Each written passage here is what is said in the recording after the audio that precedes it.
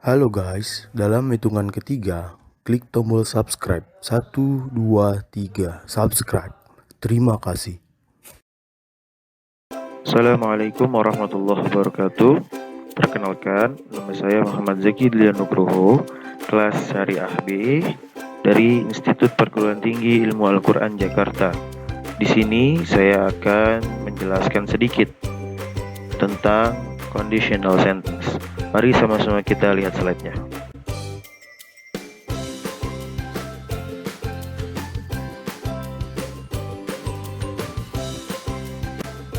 Baik, di sini kita akan mulai dengan tema conditional sentence.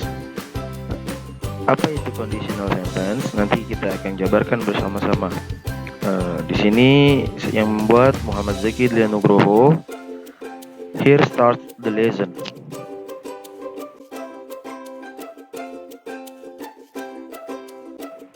Apa itu pengertian conditional sentence? Conditional sentence adalah bentuk kalimat bahasa Inggris untuk menyatakan pengandaian. Dalam bahasa Indonesia, kita sering mengucapkan kalimat yang mana tujuannya untuk mengandaikan sesuatu hal yang telah terjadi atau akan terjadi. Contoh, andaikan saya pulang lebih cepat, maka saya tidak akan kehujanan.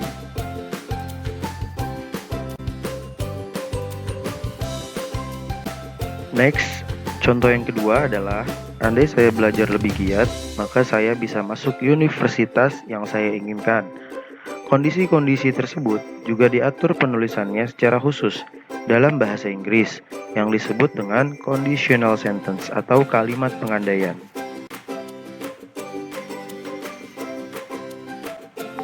Baik, selanjutnya terdapat 3 jenis atau tipe conditional sentence, yaitu sebagai berikut.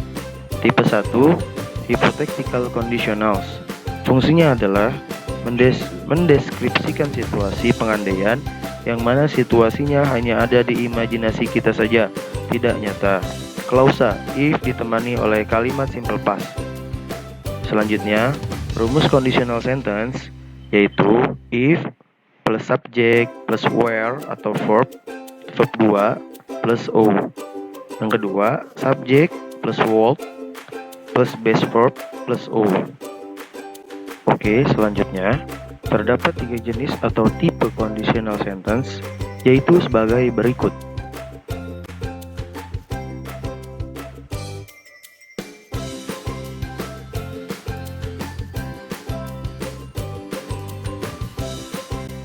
Tipe dan rumus.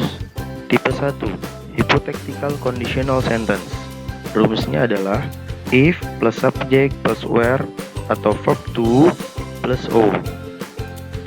Contohnya, if you were on an escape from police, you would get caught right away. Yang kedua adalah subject plus would plus base verb plus o. Contohnya adalah if Adam Levine proposed to me, I would go crazy. Ya, baik. Kedua contoh di bawah menggambarkan situasi pengandaian yang tidak nyata dan hanyalah imajinasi saja. Tipe kedua adalah past hypothetical conditional. Fungsinya adalah untuk mendeskripsikan situasi pengandaian di masa lalu dan tidak mungkin bisa terjadi karena sudah berlalu. Klausa if ditemani oleh kalimat past perfect. Rumus conditional sentence yang kedua. Pertama adalah if plus subject plus had plus past participle plus o. Yang kedua adalah subject plus would plus have plus past participle plus o.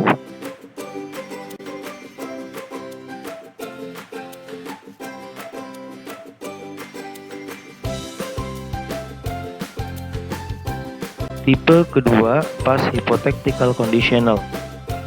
Rumusnya if plus subject plus had plus past participle plus o. Contohnya, yang pertama adalah if I had met you earlier, I would have chosen you as my lover. Yang kedua, rumusnya adalah subject plus would plus have plus past participle plus o. Contohnya, if we had known that the product was fake. We would not have bought it.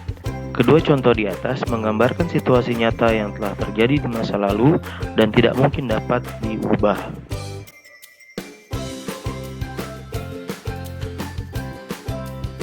Tipe ketiga, future hypothetical conditional.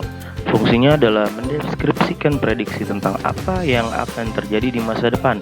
Klausa if ditemani oleh kalimat simple present. Ya, rumus conditional sentence-nya adalah if plus subject plus be atau verb 1 plus o. Yang kedua, subject plus will atau be, going to plus base form plus o.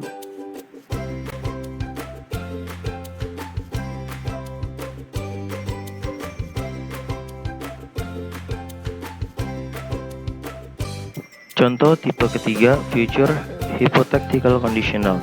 If plus s, subject plus to be atau verb 1 plus o. Contohnya adalah if we study hard, we will be successful to get into our dream universities.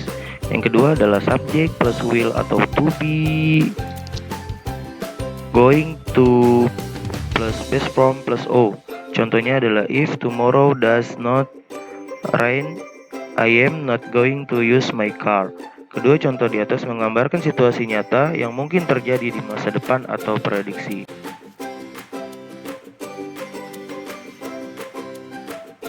Susunan conditional sentence. Kalimat pengandaian mempunyai ciri-ciri penyusunan, yaitu sebagai berikut. Yang pertama, perbedaan susunan klausa tidak mengubah arti kalimat. Contoh, if you were a singer, I would come to your concert. Yang kedua, I would come to your concert if you were a singer. Kedua kalimat tersebut mempunyai arti yang sama. Yang kedua, apabila klausa if berada sebelum klausa lainnya, tanda koma harus digunakan. Sebaliknya, apabila klausa if adalah klausa kedua, tanda koma tidak perlu ada. Contoh, if you had come to my party, you would have got a door prize. Yang kedua, you would have got a door prize if you had come to my party.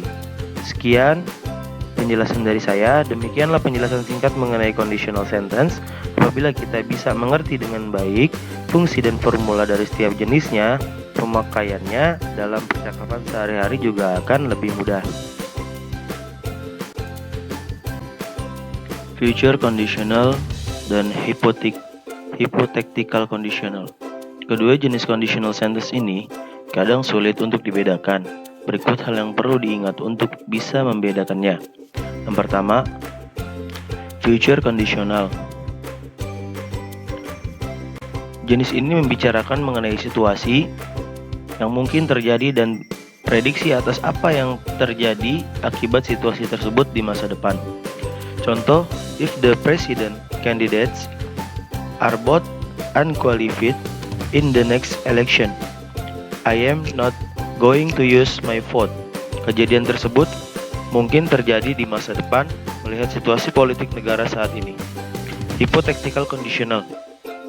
Jenis ini membicarakan mengenai situasi yang tidak mungkin terjadi, di masa situasi tersebut sulit untuk terjadi atau tidak mungkin akan terjadi. Contoh, if I won the lottery, I would not work anymore. Kejadian tersebut sulit untuk terjadi karena kemungkinannya sangat kecil.